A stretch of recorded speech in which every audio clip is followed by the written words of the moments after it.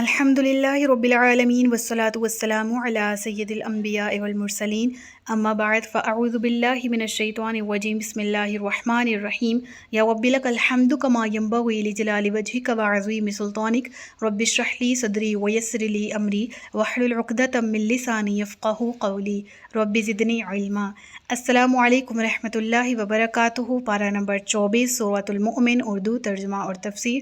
گزشتہ اسباق میں آیت نمبر 50 تک ہم نے پڑھ لیا۔ آج کے سبق میں آیت نمبر 51 سے آغاز کیا جا رہا ہے، جس میں اللہ رب العزت ارشاد فرماتا ہے اِنَّا لَنَنصُرُ رُسُلَنَا وَالَّذِينَ آمَنُوا فِي الْحَيَاةِ الدُّنْيَا وَيَوْمَ يَقُومُ الْأَشْهَادُ، کہ بے شک ہم اپنے رسولوں اور ایمان والوں کی دنیا کی زندگی میں مدد کریں گے اور اس دن بھی جس دن گواہ کھڑے ہوں گے۔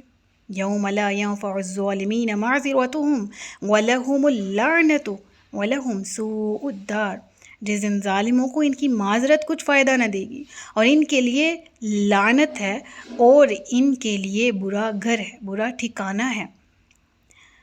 یہاں پر کس منظر کی بات کی جا رہی؟ قیامت کے منظر کی۔ اور سب سے پہلے کس چیز سے آغاز ہوا کلام کا اس رکوع میں؟ گزشتہ دونوں رکوع کو سامنے رکھیں۔ ان رکوع میں جس واقعے کا ذکر کیا گیا، موسیٰ علیہ السلام کے اس دور کا ذکر کیا گیا جب اہل ایمان تعداد میں کم تھے، اور ایک ایمان والا کس طرح سے فرعون کے دربار میں کھڑا ہو کر ڈیبیٹ کرتا ہے، اس کا تبلیغی انداز اور جن الفاظ کا وہ چناؤ کرتا ہے، رب العالمین کو اس قدر محبوب ٹھہرا کہ قرآن کریم میں ان الفاظ کو کوٹ کیا۔ اور یہ قرآن کا نزول ان حالات میں ہوا، ان آیات کا، کہ جب مکی دور تھا اور مسلمان در حقیقت تعداد میں کمزور تھے، تو ان کو موٹیویشن کے لیے اور ان کو انسپائریشن کے لیے جس شخص کی مثال دی، جس مثال کیا، جس شخص کا واقعہ ذکر کیا گیا بیسیکلی، تاکہ مسلمانوں کو اس سے موٹیویشن ملے اور وہ نصیحت حاصل کریں۔ اور وہ دور کہ جب مسلمان ڈکے چھپے اسلام پر عمل پیرا تو تھے بحکم الہی ہی، تو پھر اللہ کا حکم یہ آ گیا کہ اب اپنے ایمان کو ظاہر کر دیا جائے۔ ان چیزوں پر ہماری گزشتہ 2 رکوع پر بحث ہو چکی۔ آج کے رکوع کو بالکل اسی پس منظر سے جوڑیں تو اہل ایمان چونکہ تعداد میں کم ہیں، ابھی مکی دور ہے، طاقت کے اعتبار سے کم ہے، اسٹرینتھ کم ہے، اب حکم ہوا کہ بے شک ہم رسولوں اور ایمان والوں کی مدد ضرور کرتے ہیں، کریں گے، اور اس دن بھی وہ سرخرو ہوں کے ہمارے پاس آئیں گے جب قیامت قائم ہوگی، جس دن سب گواہ اللہ کی بارگاہ میں کھڑے ہوں گے۔ مراد کیا ہے؟ کہ ہماری مدد اپنے رسولوں کے لیے اور اہل ایمان کے لیے مخصوص ہے، خواہ حالات کیسے ہی کیوں نہ ہوں، حالات اور واقعات کٹھن اور بہت ہی پرخطر ہی کیوں نہ ہوں، لیکن تائید الہی کا ساتھ مسلمانوں کے لیے ہے، وہ اللہ کے انبیاء اور رسول کے لیے ہے۔ تو کافر، اے ایمان والو، اگر تم انہیں دیکھتے ہو کہ وقتی طور پر چاہے تمہیں خوشحال اور طاقتور ہی کیوں نہ نظر آئیں، دنیاوی وسائل کے اعتبار سے ان کے پاس سب کچھ ہی کیوں نہ ہو، لیکن وہ کامیاب نہیں ہیں۔ حقیقی کامیابی فقط ان کو نصیب ہوگی جن کو تائید الہی کا ساتھ ہوگا، اور وہ اہل ایمان ہیں۔ وہ دن ان کو سرخرو کیا جائے گا۔ اولئک هم المفلحون میں کون لوگ شامل ہیں؟ وہ دن کہ لا ينفع الظالمین معذرتهم۔ کیسی بلیسنگ ہے نا، کہ اس گروہ میں شامل ہوں گے مسلمان جو کہ بلیسڈ ہے، انبیاء کا گروہ جو ہے۔ اور وہ دن ہوگا جب ایسی رسوائی کا سامنا ہوگا ظالمین کو کہ وہ معذرت کریں گے اور ان کی معذرت ان کو کچھ فائدہ نہیں دے گی۔ وَلَهُمُ اللَّعْنَةُ، اور ان کے لیے لعنت ہے، یعنی اللہ کی رحمت سے دوری ہوگی، وہ اللہ کی رحمت ان کو ڈھانپے گی نہیں، اپنے گھیرے میں نہیں لے گی۔ قرآن کریم میں اللہ فرماتا ہے نا وَرَحْمَتِي وَسِعَتْ كُلَّ شَيْءٍ، اس کی رحمت ہر چیز کو گھیرے ہوئے ہے۔ تو کتنی بدبختی ہے اس شخص کے لیے کہ رحمت تو ہر سو ہے، ہر چیز کو گھیرے ہوئے ہے، لیکن وہ شخص جو کہ اپنی شقاوت کے باعث، اپنی عداوت کے باعث، اپنے عناد کے باعث خود کو اللہ کی رحمت کے گھیرے میں آنے سے محروم رکھے۔ وَلَهُمْ سُوءُ الدَّارِ، اور ان کے لیے برا گھر ہے۔ یہاں گھر سے مراد جہنم ٹھکانہ ہے کہ جس میں وہ رہیں گے، اور اس کو برا کون کہہ رہا ہے؟ رب العالمین۔ تو پھر برائی کا ہم اندازہ خود ہی لگا سکتے ہیں کہ اللہ ہمارا خالق کہہ رہا ہے وہ تمہارے لیے برا ہے، اور کیا اچھا ہے، اور اس اچھے کے لیے تمہیں کیا کرنا ہے، یہی نصیحت کی جا رہی ہے۔ اور پھر ذکر ہوتا ہے اگین موسیٰ علیہ السلام کا، کیونکہ پرسپیکٹیو کو اگر دیکھا جائے پس منظر کے اعتبار سے، تو حضرت موسیٰ علیہ السلام کے دور کا ہی ذکر شروع ہے یہاں پر۔ پھر ذکر ہوتا ہے وَلَقَدْ آتَيْنَا مُوسَى الْهُدَى وَأَوْرَثْنَا بَنِي إِسْرَائِيلَ الْكِتَابَ، اور بے شک ہم نے موسیٰ علیہ السلام کو رہنمائی عطا فرمائی اور بنی اسرائیل کو کتاب کا وارث کیا۔ یہاں ایک طرح سے آپ کو میں ایک چیز کی کلیریفیکیشن دے دوں، دیٹ از کہ بنی اسرائیل کیا یہود ہیں؟ یہ بہت سے تفسیر سٹوڈنٹس کا بھی غلط کنسیپٹ ہوتا ہے کہ جو یہودی ہیں نا وہ بنی اسرائیل ہیں، یعنی سارے یہودی جو ہیں نا وہ بنی اسرائیل جو ہے نا وہ ہوتے ہیں۔ یعنی ہم بنی اسرائیل نام کو اگر اپنے ذہن میں زیوم کریں تو ہمارے ذہن میں یہودی آتے ہیں۔ ایک پوائنٹ کو یاد رکھیے گا، ٹھیک ہے؟ بنی اسرائیل مطلب اسرائیل کی اولاد، ان کے حضرت یعقوب کی اولاد میں ان کے حضرت دیکھیں ابراہیم کے بعد اسحاق ان کے بیٹے، اسحاق کے بیٹے یعقوب علیہ السلام، اور ان کے بیٹے 12 تھے، ٹھیک ہے؟ اور ان کے 12 بیٹوں میں سے جو یہودا کے ساتھ اپنے آپ کو منسوب کرتے تھے بنی اسرائیل ہی کی نسل میں سے، وہ یہودی کہلائے، ٹھیک ہے؟ حالانکہ اگر دیکھا جائے تو بنی اسرائیل ایک بہت بڑی فیملی ہے، اس کی اتنی ساری برانچز ہیں۔ حضرت یوسف کا بھی نسب ملتا ہے نا، ٹھیک ہے؟ حضرت یوسف کی اگر ہم نسل میں بات کریں تو حضرت یعقوب علیہ السلام کی جو زوجہ ہیں ان کا تعلق حضرت یوسف کی نسل سے ہے۔ تو انبیاء جو جوک در جوک آئے ہیں وہ بھی تو بنی اسرائیل میں ہی آئے ہیں، ٹھیک ہے؟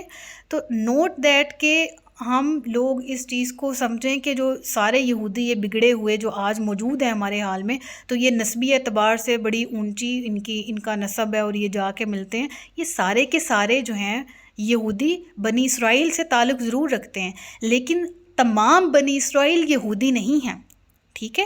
تو یہاں دیکھیں ذکر ہوا کہ ہم نے وارث کیا بنی اسرائیل کو کتاب کا، یعنی تورات کے وارث بنی اسرائیل ٹھہرے، اور بنی اسرائیل وہ تمام تھے کہ جن کی نسل جا کر حضرت یعقوب سے جڑتی تھی، ان کے 12 بیٹوں کی نسبت سے، ٹھیک ہے؟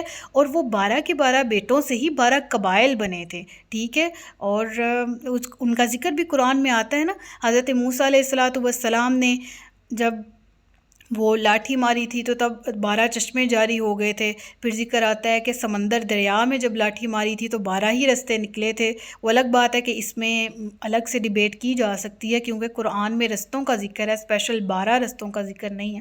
بہرحال یہ ساری جو گفتگو ہے اس کی سمری ہے ہمارے سامنے کہ بنی اسرائیل کا کانسیپٹ اپنے ذہن میں رکھیں کہ وہ تمام کے تمام، جو اگر ہم یہود کو دیکھیں نا تو وہ جا کے کہیں نہ کہیں جڑ جاتے ہیں، ٹھیک ہے؟ لیکن وہ ایک نسل ہے، ٹھیک ہے؟ باقی کے 11 جو اولاد ہے ان کی نسل، اور اسپیشلی یہ کہ جن نسل میں انبیاء علیہ السلام کثرت سے آئے، تشریف لے کر آئے، تو یہ بھی بنی اسرائیل ہی تھے۔ تو بہرحال یہاں دوبارہ سے ذکر پڑھ لیتے ہیں، ہم نے موسیٰ علیہ السلام کو رہنمائی عطا فرمائی اور پھر وہ کتاب جو اللہ نے نازل فرمائی تھی ان کا وارث کیا بنی اسرائیل کو، جس میں ہدایت اور نصیحت ہے عقل مندوں کے لیے۔ تو تم صبر کرو، بے شک اللہ کا وعدہ سچا ہے، اور اپنوں کے گناہوں کی معافی چاہو اور اپنے رب کی تعریف کرتے ہوئے صبح و شام اس کی پاکی بولو۔ بعض علماء نے یہ بتائے ہیں کہ اس عبارت میں امت کا لفظ مقدر ہے، مقدر یعنی چھپا ہوا، ٹھیک ہے؟ کہہ لے کہ محذوف، انڈرسٹوڈ، کیا وَاسْتَغْفِرْ لِذَنْبِ أُمَّتِكَ۔ علماء فرماتے ہیں کہ حضور کو حکم ہوا کہ اپنی امت کے گناہوں کی معافی طلب کرے، اور بعض علماء کہتے ہیں کہ اگر یہی پڑھا جائے کہ یہاں محذوف نہیں لِذَنْبِكَ ہی ہے تو اس سے مراد کیا ہے کہ یہ محض تعمیل ارشاد الہی ہے تاکہ حضور دعا مانگا کریں، اور اس میں حکمت یہ ہے کہ یہ استغفار سے حضور صلی اللہ علیہ وآلہ وسلم کے درجات بلند سے بلندتر ہوتے چلے جائیں، اور امت کے لیے دعا اور استغفار ان کے پیارے رسول کی سنت بھی بن جائے۔ یعنی رسول اللہ کو استغفار کا حکم ہوا تاکہ آپ استغفار کریں، تو امت جب استغفار کرے تو ان کے لیے وہ نبی کی سنت بھی بن جائے اور استغفار بھی، یعنی استغفار کرنا اٹ سیلف، اپنے گناہوں سے معافی مانگنا، اور یہ کہ وہ سنت کی ادائیگی بھی کریں۔ اور پھر حکم ہوا وَسَبِّحْ بِحَمْدِ رَبِّكَ بِالْعَشِيِّ وَالْإِبْكَارِ، صبح و شام اللہ کی تعریف بیان کرتے رہیں۔ اس سے مراد میں اگر کہوں نا، صبح و شام سے مراد صرف یہ نہیں ہے کہ صرف صبح اور صرف شام، مراد یہ ہے کہ ہم اکثر کہتے ہیں نا کہ مجھے تمہاری یاد آتی ہے، صبح و شام میں تمہاری یاد میں مبتلا رہتی ہوں، تو اس سے کیا مراد ہوتا ہے کہ ہمیشہ، تو یہاں ہمیشگی کے معنی میں ہے، ٹھیک ہے، مثال دینے کے لیے میں نے آپ کو یہ جملہ بولا ہے۔ بہرحال ان الذین یجادلون فی آیات اللہ بغیر سلطان اتاہم ان فی صدورہم الا کبر ما ہم ببالغہ فاستعذ باللہ انہ هو السمیع البصیر۔ بے شک وہ جو اللہ کی آیتوں میں کسی ایسی دلیل کے بغیر جھگڑا کرتے ہیں جو انہیں ملی ہو، تو ان کے دلوں میں نہیں مگر ایک بڑائی کی ہوس جس تک یہ پہنچ نہیں پائیں گے، تو تم اللہ کی پناہ مانگو، بے شک وہی سنتا اور جانتا ہے۔ تو اس کی تفصیل پہلے بھی رکوع میں گزر چکی ہے کہ اللہ فرماتا ہے ان کے پاس کوئی دلیل نہیں ہے کہ جس کے سر پہ یہ کسی طرح کا بحث و مباحثہ میں حصہ لے، یہ محض ان کی بڑائی کی ضد ہے کہ ہم کسی طرح جیت جائیں یا ہم بڑے بن جائیں۔ تو آپ فاستعذ باللہ، اللہ کی پناہ مانگیں، انہ هو السمیع البصیر، اللہ سن بھی رہا ہے، دیکھ بھی رہا ہے۔ ان کی ضد، ان کا عناد، ان کا تکبر ان کو ایک دن لے ڈوبے گا، لہٰذا یہ آپ سے اللہ کی آیات کے متعلق جھگڑا کرتے ہیں تو اس کا وبال ان قریب یہ خود ہی جان جائیں گے۔ لخلق السماوات والارض اکبر من لخلق السماوات والارض اکبر من خلق الناس ولکن اکثر الناس لا یعلمون۔ بے شک آسمانوں اور زمین کی پیدائش آدمیوں کی پیدائش سے بہت بڑی ہے، لیکن بہت لوگ نہیں جانتے۔ یعنی یہ حیرت کرتے تھے نا کہ ہم کیا دوبارہ سے زندہ کیے جائیں گے جب ہم مر کے مٹی ہو گئے۔ میں نے آپ کو ایک واقعہ بتایا نا، ایک مشرک تھا اور وہ ایک ہڈی گلی سڑی تھی اٹھا کے لے آیا اور مسلمانوں کے سامنے مذاق اڑاتے ہوئے استہزاء کے طور پر کہتا ہے کہ یہ ہڈی ہے، یہ محمد صلی اللہ علیہ وآلہ وسلم یہ کہتا ہے کہ اس کو گوشت چڑھے گا اور ایسے انسان دوبارہ زندہ ہو کے اللہ کی بارگاہ میں جائے گا۔ یعنی ایک مذاق اڑانے والے وے میں اس نے کہا نا۔ تو اللہ تعالیٰ فرماتا ہے یہ تعجب کرتے ہیں اپنے دوبارہ پیدا کیے جانے پہ، اور قرآن کریم میں بارہا مثالیں موجود ہیں۔ کیا یہ اپنی پہلی پیدائش پہ غور نہیں کرتے کہ ایک پانی کے نطفے سے اللہ نے ان کو پیدا کیا تو وہ دوبارہ پیدا کرنے پر بھی قادر ہے، ٹھیک ہے، وہ بدیع ہے، پہلی ابتدا کرنے والا ہے۔ پھر زمین و آسمان کی پیدائش کا ذکر یہاں پر کیا گیا کہ زمین و آسمان تو بہت بڑے ہیں اور ان کی پیدائش بھی انسان کی پیدائش سے بہت بڑی ہے۔ تو کیا یہ غور نہیں کرتے کہ جو رب العالمین نے زمین اور آسمان تخلیق کیے، ان کے لیے، اس اللہ کے لیے انسان کو تخلیق کرنا یا دوسری بار تخلیق کرنا کیسے مشکل ہو سکتا ہے؟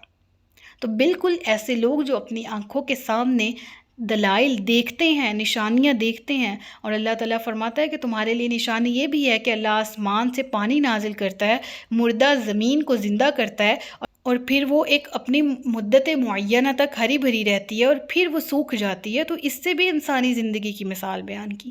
لیکن وہ لوگ جو اپنے سامنے یہ دلائل دیکھتے ہیں اور دیکھتے ہوئے بھی ایمان نہیں رکھتے، ان لوگوں کے بارے میں کہا گیا وَمَا يَسْتَوِي الْأَعْمَى وَالْبَصِيرُ۔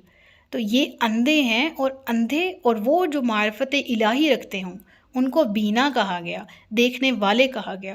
اللہ فرماتا ہے اندھا اور دیکھنے والے برابر نہیں ہیں، اور نہ وہ جو ایمان لائے اور انہوں نے اچھے کام کیے اور بدکار برابر ہیں۔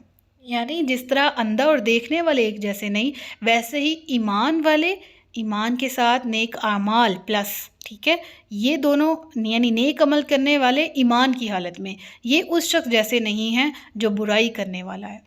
قلیلا ما تتذکرون، تم بہت ہی کم نصیحت مانتے ہو۔ ان الساعۃ لآتیۃ لا ریب فیہا ولکن اکثر الناس لا یؤمنون۔ بے شک قیامت ضرور آنے والی ہے، اس میں کچھ شک نہیں، لیکن بہت لوگ ایمان نہیں لاتے۔ اور تمہارے رب نے فرمایا مجھ سے دعا کرو، میں تمہاری دعا قبول کروں گا، بے شک وہ جو میری عبادت سے تکبر کرتے ہیں ان قریب ذلیل ہو کر جہنم میں جائیں گے۔ الدعاء هو العبادہ، دعا عبادت کی روح بھی ہے اور اس کا مغز بھی ہے، کیونکہ انتہا درجے کی عاجزی اور نیاز مندی کو عبادت کہا جاتا ہے، اور اس کا ظہور صحیح معنوں میں اسی وقت ہوتا ہے جب انسان مصائب میں گھرا ہوا ہو، ہر طرح سے لوگوں نے ساتھ چھوڑ دیا ہو، ہر تدبیر ناکام ہو چکی ہو، حالات کی سنگینی نے اس کی قوت اور طاقت کو ریزہ ریزہ کر دیا ہو، ہر طرف سے امیدیں منقطع ہو کر جب انسان اپنے رب کی بارگاہ میں آ جائے اور ٹوٹا ہوا بکھرا ہوا اللہ کی بارگاہ میں آ جائے اور اپنا سر جھکا دے، زبان ساتھ نہ دے، آنکھیں اشک بار ہوں، آنکھیں اشک بار ہوں اور درد دل سنا رہی ہوں، اور اس کو یہ یقین ہو کہ وہ قادر مطلق کے سامنے اپنا قصہ غم پیش کر رہا ہے، اپنی مشکل کو بیان کر رہا ہے، جس کے سامنے کوئی مشکل ہے ہی نہیں، اور اللہ فرماتا ہے میں قبول کرنے والا ہوں۔ تو اس کیفیت کے ساتھ رب کو پکارو تو صحیح، کوئی سائل اس کے دربار سے خالی نہیں گیا۔ دراصل ہم اپنے رب کی صفات کے بارے میں نا یقین نہیں رکھتے۔ ایک بہت اچھا جملہ کرنے لگی ہوں، ہم کہتے ہیں بہتری کی امید ہے، امید پہ دنیا قائم ہے، ہاں مجھے امید ہے کہ اللہ تعالیٰ میری دعا سنے گا۔ ارے رب العالمین ہے وہ، اس سے امید نہیں، اس پر یقین رکھیں، یقین کامل رکھیں۔ ہم دعا مانگتے ہیں، یقین میں کہیں نہ کہیں کھوٹ رہ جاتا ہے۔ ہم دعا مانگتے ہیں، ہمارے سامنے اس کا بہتر تعارف ہی موجود نہیں ہے جس سے ہم دعا کر رہے ہیں۔ اس کے تعارف کو جانیں، دل سے جانیں، وہ جو ہے وہ ناممکنات کو ممکنات میں بدل دینے والا ہے، یعنی ہمارے لیے جو ناممکنات ہیں وہ اسے ہمارے لیے ممکن کر دکھائے۔ اس کی بارگاہ میں تو کوئی مشکل ہے ہی نہیں۔ تو اللہ فرماتا ہے مجھ سے دعا کرو میں قبول کروں گا۔ اور پھر دعا کرنے کا سلیقہ، طریقہ، اوقات، دل کی کیفیت، زبان کی کیفیت، ہر چیز ہمیں سکھا بھی دی۔ ہم کہتے ہیں ہمیں تو دعا مانگنے کا سلیقہ بھی نہیں آتا۔ ہمارا دین تو وہ پیارا دین ہے جس نے ہمیں اس بارے میں بھی گائیڈ کیا کہ رب العالمین سے مانگنا کیسے۔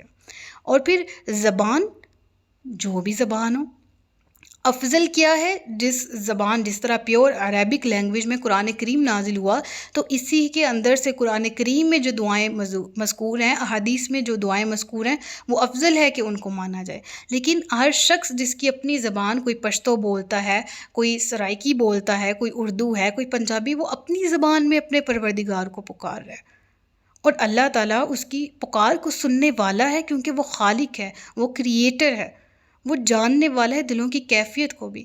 تو اس چیز پر توکل کرتے ہوئے کہ اللہ کہہ رہا ہے مجھ سے مانگو، میں قبول کرنے والا ہوں، اور اس کے باوجود پھر ہمارا شکوہ رہ جائے کہ ہماری دعائیں قبول نہیں ہوتی، تو پھر یہ ادعونی والے لفظ پر غور کرنے کی ضرورت ہے کہ ہم مانگ ہی ویسا نہیں پا رہے جیسا کہ ریکوائرڈ ہے۔ ہمارے مانگنے میں اخلاص نہیں ہے، ہماری دعاؤں میں یقین کامل نہیں ہے، جس کو ہمیں پیدا کرنے کی ضرورت ہے۔